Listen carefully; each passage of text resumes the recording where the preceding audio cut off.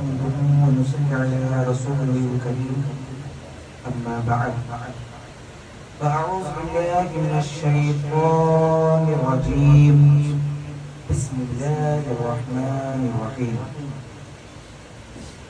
برادران اسلام، عاشق اہل بیت، عاشق نبی، میں کچھ بتاؤں آپ کچھ سنیں.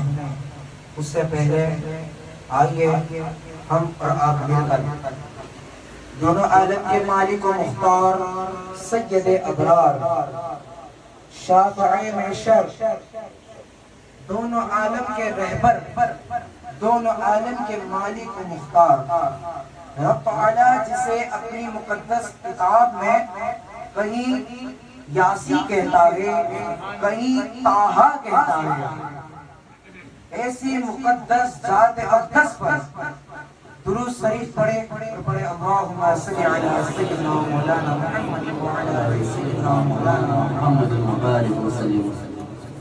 الصلاۃ والسلام علیک یا حبیبی یا رسول اللہ صلی اللہ علیہ وسلم. ہم اور آپ تمام صحابہ کرام کا جب نام لیتے ہیں تو ان کے نام کے پیچھے رضی اللہ تعالی عنہ لگاتے ہیں. بے شک مولا کائنات کے پیچھے بھی رضی اللہ تعالی عنہ یوز ہوتا ہے، مگر ایک مخصوص، ایک خاص لقب ہے جو مولا کائنات کو ملا ہے، جو ان کے پیچھے یوز ہوتا ہے. وہ لقب ہے کرم اللہ وجہ. اس کا مطلب ہوتا ہے کہ اللہ آپ کے چہرے کے نور کو اور بڑھائے. یہ کیوں ہوا؟ اس کا کہاں سے نکلتا ہے؟ تو حضور کریم صلی اللہ تعالی علیہ وسلم جب حضرت ابو طالب رضی اللہ تعالیٰ کے گھر میں پرورش پاتے تھے تو حضرت علی بھی آپ کے ساتھ تھے. تو حضور کریم صلی اللہ تعالی علیہ وسلم نے حضرت علی کو ہمیشہ اپنے ساتھ رکھا.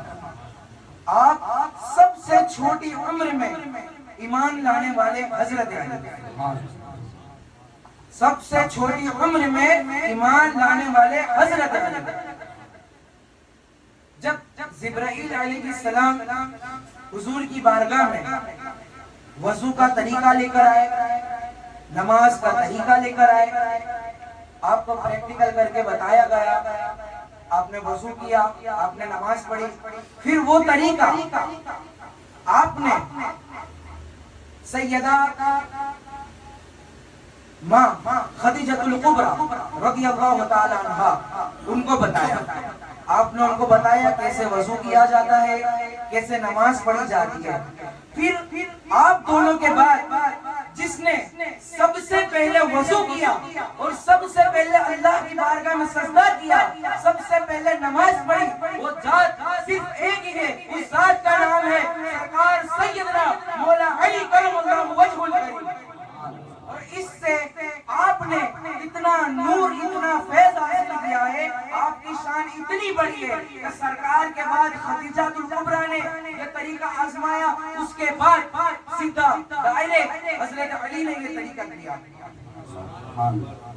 اور آپ نے اپنی زندگی میں کبھی بھی بت کے آگے سجدہ نہیں کیا، ہمیشہ سجدہ رب تبارک و تعالیٰ کی بارگاہ میں کیا ہے. اس لیے آپ کو کرم اللہ وجہ الکریم کہتے ہیں کہ آپ کا چہرہ اور نورانی ہے. اور ایک آپ کا لقب ہے جو بہت مشہور و معروف ہے، لوگ اس پر نام بھی رکھتے ہیں. آپ کا وہ لقب ہے ابو تراب. ابو تراب. اب اس روایت کو میں نے فضائل صحابہ اکرام حضرت علی بن ابو طالب کے فضائل میں سے مسئلہ نمبر 208 میں سے نکالا ہے کہ حضرت سہل بن سعد رضی اللہ تعالیٰ عنہ کہتے ہیں کہ حضرت علی کرم اللہ وجہ الکریم حضرت فاطمہ الزہرا سلام اللہ علیہا کے پاس آئے. پھر آپ باہر تشریف لے گئے اور جب آپ باہر تشریف لے گئے تو آپ کے گھر میں سرکار کائنات دونوں عالم کے مالک و مختار سید ابرار جناب محمد مصطفیٰ صلی اللہ علیہ وسلم تشریف لائے. آپ نے خاتون جنت سے ارشاد کیا علی المرتضیٰ کہاں ہے؟ تو فاطمہ الزہرا سلام اللہ علیہا نے کہا کہ وہ باہر نکلے گئے مسجد کی جانب گئے. جب حضور کریم صلی اللہ علیہ وسلم مسجد میں تشریف لے گئے تو آپ نے کیا دیکھا کہ علی کی چادر پشت پہ سے ہٹی ہوئی ہے, علی مسجد میں لیٹے ہوئے ہیں اور علی کی جو چادر پشت مبارک سے ہٹی ہوئی ہے اس پر مٹی لگی ہوئی ہے اور علی کے پشت پر مٹی لگی ہوئی ہے. جب حضور کریم صلی اللہ علیہ وسلم نے یہ دیکھا تو آپ علی کرم اللہ وجہہ کریم کے پاس گئے اور فرمایا تم یا ابا طاہر, اس کا معنی ہوتا ہے اے مٹی والے کھڑے ہو جاؤ. حضور کریم صلی اللہ علیہ وسلم نے حضرت علی کو تم یا ابا تراب یعنی ابا تراب لقب سے نوازتے ہوئے کہا کہ اے مٹی والے کھڑے ہو جاؤ. حضرت علی کو یہ لقب یہ القاب اتنا پسند آیا کہ آپ کی ظاہری زندگی میں جب کوئی آپ کو علی سے پکارتا تھا اگر اس کے بجائے آپ کو ابو تراب سے پکار لیتا تھا تو آپ اس نام سے زیادہ محبت کرتے تھے. یعنی علی نام سے زیادہ آپ ابا تراب ابو تراب نام سے محبت کرنے لگے تھے. محبت کیوں نہیں کرتے جب یہ نام اکرامی کسی اور شخصیت نے نہیں دیا ہے, دونوں عالم کے مالک و مختار نے دیا ہے, شافع محشر نے دیا ہے, ان کے بھائی نے دیا ہے. جب یہ لقب انہوں نے پایا تو اس سے اتنی محبت ہو گئی کہ جب علی کو کہتا تھا تو اتنا خوش نہیں ہوتے تھے, مگر کوئی کہتا تھا اے ابو تراب تو اتنے خوش ہو جاتے تھے. پھر اور ایک حدیث ہے کہ حضرت عمر فاروق رضی اللہ تعالیٰ عنہ کا قول ہے, حضرت ابو ہریرہ رضی اللہ تعالیٰ عنہ سے مروی ہے, آپ فرماتے ہیں کہ حضرت عمر نے فرمایا کہ حضرت علی کو 3 بہت بہترین فضیلت ایسی دی گئی ہے کہ اگر وہ فضیلت مجھے مل جاتی تو میرے نزدیک وہ ساری دنیا سے محبوب ہوتی, ساری دنیا سے محبوب ہوتی ہے. تو صحابہ اکرام نے فرمایا عرض کیا کہ عمر فاروق وہ کون سی فضیلت ہے؟ تو آپ فرماتے ہیں پہلی فضیلت وہ ہے کہ نبی کریم صلی اللہ علیہ وسلم نے اپنے دل کا ٹکڑا اپنی شہزادی سیدہ ماں فاطمہ الزہرا سلام اللہ علیہا آپ کے نکاح میں دی. یہ کسی اور کے بس کی بات نہیں تھی. دوسری فضیلت یہ ہے کہ جب آپ کا نکاح ہو گیا تو آپ کو مسجد میں رکھا گیا. حضرت علی اور ماں فاطمہ کو مسجد میں رکھا گیا. یہ فضیلت بھی کسی اور کے پاس نہیں ہے. اور تیسری فضیلت یہ ہے کہ غزوہ خیبر جب ہوا تھا تو رسول اللہ صلی اللہ علیہ وسلم نے ارشاد فرمایا تھا کہ میں کل جھنڈا علم اس کے ہاتھ میں دوں گا جس سے میں بھی راضی ہوں اور میرا خدا بھی راضی ہے. تو غزوہ خیبر میں دوسرے دن علم ملا تھا حیدر کرار پر. تو یہ تیسری فضیلت ہے جسے عمر فاروق فرماتے ہیں کہ اگر یہ تینوں میں سے ایک فضیلت بھی میرے پاس ہوتی تو مجھے سارے عالم سے محبوب ہوتی ہو.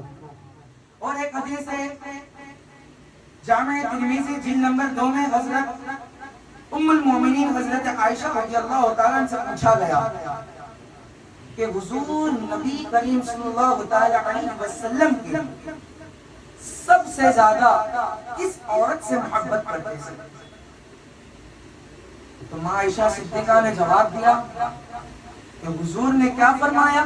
حضور نے فرمایا کہ میں سب سے زیادہ جو عورتوں میں محبت کرتا ہوں تو وہ میری بیٹی ہے, میرا دل کا ٹکڑا ہے. کون؟ سیدہ ماں فاطمہ. اور پھر آپ نے پوچھا سیدہ عائشہ نے کہ آپ مردوں میں کس سے زیادہ محبت کرتے ہیں؟ کیونکہ صحابہ تو بہت ہیں نا, تو آپ مردوں میں کس سے زیادہ محبت کرتے ہو؟ تو حضور کریم صلی اللہ علیہ وسلم نے ارشاد فرمایا کہ میں علی سے زیادہ محبت کرتا ہوں. سب سے زیادہ محبت محبت میں علی سے کرتا ہوں. اور حضور نے یہ بھی فرمایا ہے کہ جو علی سے محبت رکھے گا وہ مجھ سے محبت رکھے گا, جو علی سے بغض رکھے گا وہ مجھ سے بغض رکھے گا. اتنی بڑی شان حضرت علی کرم اللہ وجہ الکریم کی ہے کہ نبی بتاتے ہیں کہ میں اور علی ایک ہے. علی مجھ سے جدا نہیں ہے, میں علی سے جدا نہیں ہوں. کون فرما رہا ہے؟ حضور کریم صلی اللہ علیہ وسلم. اور بہت سے فضائل ہیں مگر یہاں میں چند لمحے کے لیے آیا ہوں. اور ایک حدیث ہے جامع ترمذی جلد نمبر 3 حدیث نمبر 1647 صفحہ نمبر 710 بحوالہ امام حاکم اور امام طبرانی رضی اللہ عنہ. حضرت علی سے روایت ہے کہ رسول اللہ صلی اللہ تعالی علیہ وسلم نے فرمایا کہ اللہ تعالی حضرت ابو بکر صدیق رضی اللہ تعالی عنہ پر رحم فرمایا. انہوں نے مجھے میرے نکاح میں ان کی دختر دی ہے اور ہجرت کے وقت اپنی اونٹنی پر سوار کیا اور اپنے مال سے حضرت بلال کو رہا کرایا. یہ واقعہ ہے جب حضرت بلال پہ ظلم ہوتا تھا کفار مکہ پر سے, تو حضور نے حضرت ابو بکر صدیق کے مال میں سے حضرت عمر کو رہائی دی, حضرت بلال کو رہائی دی.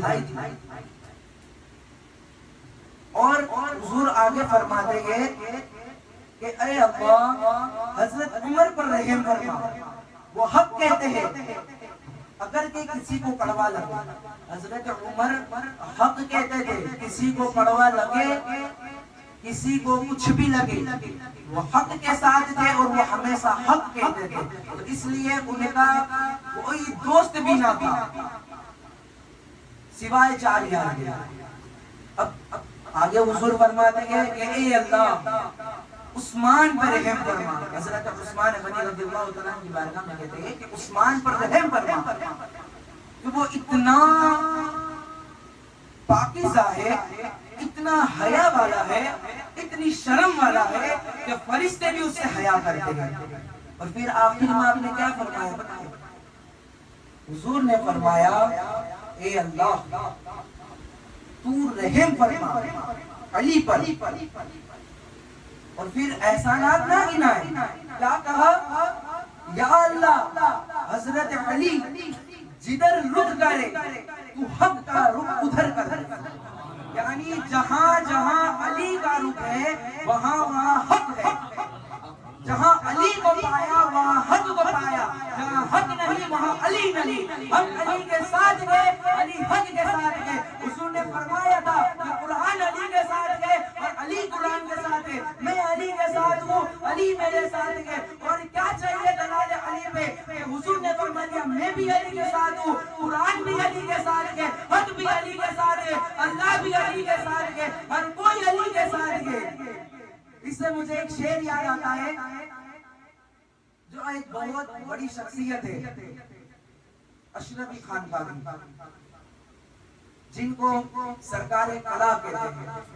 وہ فرماتے ہیں کہ نبی کے یار اور انصار سب افضل ہے عالم میں. نبی کے یار یعنی 4 یار اور انصار یعنی صحابہ جو انصار تھے وہ افضل ہے عالم میں. نبی کے یار اور انصار سب افضل ہے عالم میں, مگر مثل علی کوئی برادر ہو نہیں سکتا, مگر مثل علی کوئی برادر ہو نہیں سکتا. نعرے تکبیر, نعرے رسالت, چمن چمن کلی کلی, نعرے حیدری, نعرے حیدری. اور ایک اور میں روایت بیان کرتا ہوں جو حضور نے اہل بیت اطہار کی شان میں کہی ہے. اہل بیت کی اطہار کی شان میں 2 بڑی آیتیں بھی نازل ہوئی ہیں. ایک ہے آیت مباہلہ اور ایک ہے آیت تطہیر. آیت تطہیر وہ آیت ہے جس میں پنجتن کو پاکیزگی پاکیزہ بتایا. اللہ نے ان کو دنیا کے ہر میل سے رہا کر کے پاکیزہ بیان بتا دیا. یہ آیت تطہیر کس کے لیے؟ اہل بیت. اب اہل بیت کسے کہتے ہیں؟ اہل معنی ہوتا ہے لوگ، اہل معنی ہوتا ہے لوگ، اور بیت معنی ہوتا ہے گھر. اہل بیت یعنی گھر کے لوگ. اب اہل بیت میں کون شامل ہے؟ تو اہل بیت میں شامل ہے حضرت علی، حضرت امام فاطمہ، حضرت امام حسن اور حضرت امام حسین. تفسیر ابن کثیر اور صحیح مسلم میں آیا ہے کہ ایک مرتبہ کسی نے حضرت عائشہ سے مولا علی کے مطابق دریافت کیا تو آپ نے فرمایا کہ رسول اللہ صلی اللہ علیہ وسلم سب سے زیادہ محبت علی سے کرتے تھے. اور آپ فرماتی ہے کہ ایک مرتبہ میں کھڑی ہوئی تھی، نبی کریم صلی اللہ علیہ وسلم مدینے کے دروازے سے باہر تشریف لائے. آپ نے ایک شیعہ یعنی کالے کلر کی چادر مبارک اوڑھی ہوئی تھی. وہ چادر مبارک میں آپ باہر تشریف لائے. تھوڑا وقت گزرا، امام حسن تشریف لائے، آپ نے چادر میں لے لیا. امام حسین تشریف لائے، آپ نے چادر میں لے لیا. پھر سیدہ کائنات سیدہ ماں فاطمہ الزہرا سلام اللہ علیہا تشریف لائے، آپ نے انہیں بھی چادر میں لے لیا. اور پھر مولا کائنات تشریف لائے، آپ نے انہیں بھی چادر میں لے لیا. اور پھر آپ نے جملے کیا بھی بتائے؟ رب تبارک و تعالیٰ کی بارگاہ میں دعا کی، یا اللہ یہ میرے اہل بیت ہے، انہیں تو پاک فرما، انہیں تو پاک کر دے اور وہ چیز سے جو ناپاک ہے. اللہ نے پنجتن کو ایسے پاک کیا کہ ان کی شان میں آیت تطہیر اتر گئی، آیت تطہیر اتر گئی ہے. حضرت زید بن ارقم سے مروی ہے، جامع ترمذی جلد نمبر 3 صفحہ نمبر 864 اور ابن ماجہ جلد نمبر 1 صفحہ نمبر 63. حضرت زید بن ارقم سے مروی ہے کہ نبی کریم صلی اللہ علیہ وسلم نے فرما رہے کہ حضرت علی، ماں فاطمہ، امام حسن اور امام حسین، یہ ہے پنجتن اور نبی، یہ 5 پنجتن نور اعلیٰ نور. آپ نے فرمایا پنجتن سے کہ تم جس سے لڑو گے، یعنی تمہارے خلاف جو آئے گا، تم جس سے لڑو گے میں اس کے ساتھ حالت جنگ میں. حضور نے فرمایا کہ جس سے اہل بیت کی لڑائی ہوگی، اہل بیت کا بغض ہوگا جس کے دل میں، اس کے ساتھ میں حالت جنگ میں. اور پھر فرمایا کہ تم جس سے صلح کرو گے میں اس سے صلح کروں گا. حضور جس کے ساتھ حالت جنگ میں ہو اس کا کیا ہوگا؟ کچھ بنے گا اس کا؟ کچھ بنے گا؟ دنیا میں رہے گا اس کا؟ کچھ نہیں رہے گا. قیامت میں کچھ اس کا ہوگا؟ نہیں ہوگا. تو حضور کو خوش کرنا ہے تو پہلے ہمیں 4 کو خوش کرنا ہوگا. ہمیں 4 کا دامن پکڑنا پڑے گا. ہمیں حسن کا دامن پکڑنا پڑے گا، ہمیں حسین کا دامن پکڑنا پڑے گا، ہمیں سیدہ کی چادر کے نیچے آنا پڑے گا، ہمیں حیدر کرار کا دامن پکڑنا پڑے گا. جب یہ 4 کا فیض ملے گا تو ہمیں 5واں نور محمد عربی ملے گا. اگر یہ 4 نہیں تو سمجھ لو کچھ نہیں. نبی جب ظاہری زندگی میں حیات تھے، الحمدللہ ہمارا عقیدہ ہے ابھی بھی نبی حیات ہے اور ان کا فیض ابھی بھی ہمارے اوپر ظاہر ہے اور ہم آج ان کے صدقے ہی جی رہے ہیں. اور ہم آج جو بھی ہے، ہمارا جو بھی نام و نشان ہے، سب ان کے قدم سے ہی ہے. ان کے قدم کی دھول کے برابر بھی ہم نہیں ہیں. ان کی قدم کی جو دھول ہوئے، اس کا کنکر ہے، اس کے صدقے میں ہم سب جی رہے ہیں. اب انہوں نے فرما دیا یہ میرے اہل بیت پنجتن ہے. اب دنیا، عالم اسلام، نبی جب ظاہری دنیا سے پردہ ہوئے تو لوگوں نے اہل بیت کے ساتھ کیا کیا؟ حضرت علی کرم اللہ وجہہ الکریم کو 19 رمضان کو کس نے ضرب لگائی؟ کس نے شہید کیا ان کو؟ وہ کون تھا؟ وہ کافر تھا؟ نہیں، مسلمان تھا، کلمے کا شریک تھا. امام حسن کو کس نے زہر دیا؟ امام حسین کو کربلا میں بلا کے کس نے شہید کیا؟ امام حسین کو شہید کرنے والوں میں کئی حافظ تھے، کئی عالم تھے، کئی کلمے کے شریک تھے، سب بڑے بڑے مقرر مفکر تھے. کیا کیا امت اسلام نے؟ 11 امام کو زہر دے دیا. علی کی جتنی آل ہے، زین العابدین کو زہر دیا، امام تقی کو زہر دیا، امام رضا کو زہر دیا، امام نقی کو زہر دیا، امام عسکری کو زہر دیا، سب کو شہید کر دیا. جب ان کو سکون نہ آیا تو سیدہ ماں فاطمہ الزہرا سلام اللہ علیہا کا روزہ بھی نہ لینے دیا، ان کا روزہ بھی شہید کر دیا. اور میں بتا دوں کہ جتنے بھی اہل بیت کے دشمن ہیں، آپ دیکھ لو، یزید سے لے کے ابھی تک جتنے بھی دشمن ہیں، اگر وہ مر گیا تو اس کا نام و نشان مٹ جاتا ہے، اس کا نام و نشان نہیں رہتا ہے، مٹ جاتا ہے. وہ نہ کتابوں میں آتا ہے نہ خیالوں میں آتا ہے، اس کا کچھ باقی نہ رہتا ہے. تو اگر ہمیں حضور کی شفاعت چاہیے، اگر ہمیں چاہیے کہ ہم حضور کی ہاتھ و شفاعت پائے، تو ہمیں اہل بیت کا دامن پکڑنا ہوگا، ہمیں اہل بیت کے دامن میں آنا ہوگا، ہمیں اہل بیت سے محبت کرنی ہوگی. اگر ہم اہل بیت سے محبت نہیں کرتے تو ہم کچھ نہیں، ہم کچھ نہیں ہیں. اگر اہل بیت ہے تو سب کچھ ہے، اہل بیت نہیں تو کچھ بھی نہیں. اس لیے ایک شعر آتا ہے کہ بے دم یہی تو پانچ ہے مقصود کائنات، بے دم یہی تو پانچ ہے مقصود کائنات. خیر النساء حسین و حسن مصطفیٰ علی، خیر النساء حسین و حسن مصطفیٰ علی. میں اپنی تقریر کو یہاں ختم کرتا ہوں، اور میں نے تقریر میں جو بھی کہا اس میں چھوٹی بڑی جو بھی مجھ سے جانے انجانے میں جو بھی غلطی ہو گئی ہے، اللہ بنجتن پاک کے صدقے میں اہل بیت اطہار کے صدقے تو فعل میں اس میری خطا کو، اس میری غلطی کو معاف فرمائے. استغفر اللہ ربی من کل ذنب واتوب الیہ وما علینا الا البلاغ. السلام علیکم ورحمۃ اللہ وبرکاتہ.